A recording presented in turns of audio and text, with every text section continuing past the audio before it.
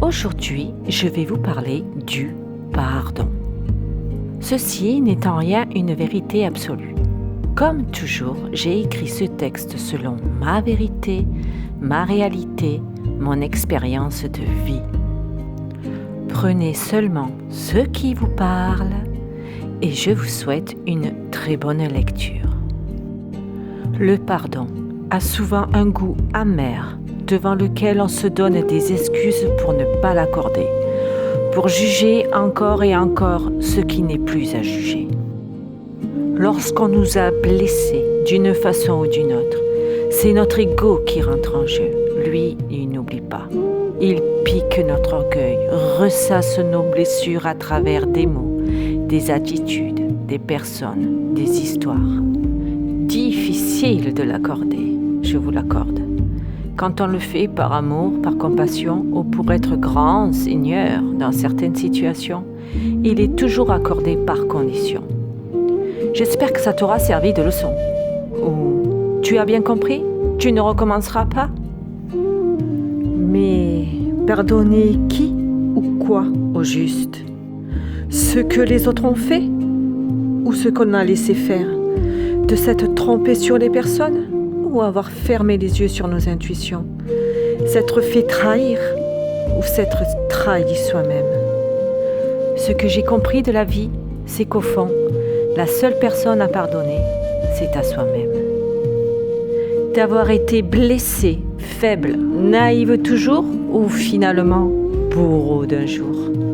Tant que l'on ne fait pas ce cheminement, que l'on reste dans ses rancœurs, que l'on se voile la face, que l'on met tout sur le dos des autres, qu'on n'accepte pas en totalité sa part de responsabilité dans chaque situation face à chaque personne, vous ressassez encore et encore les mêmes choses.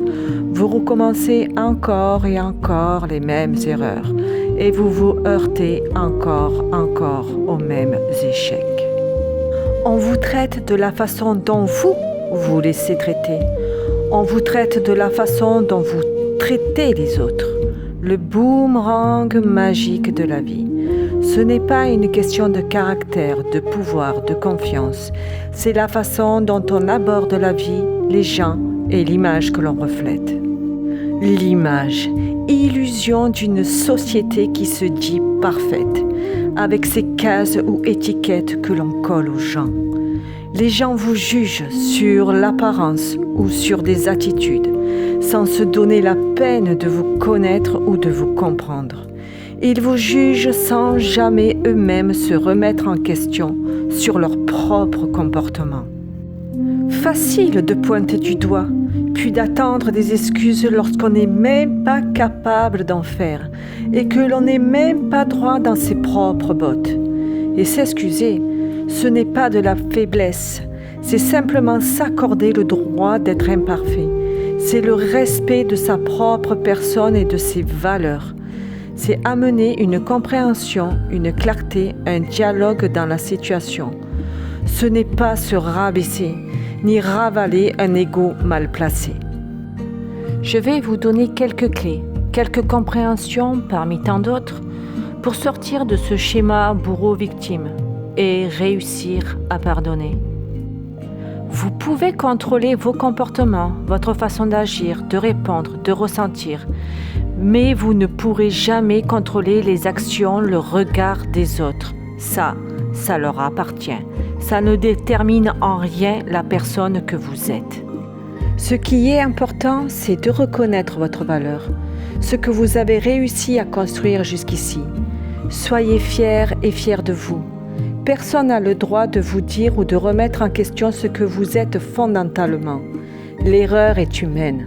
Encore faut-il l'accepter de soi pour l'accepter de l'autre. Et pour terminer, pardonnez.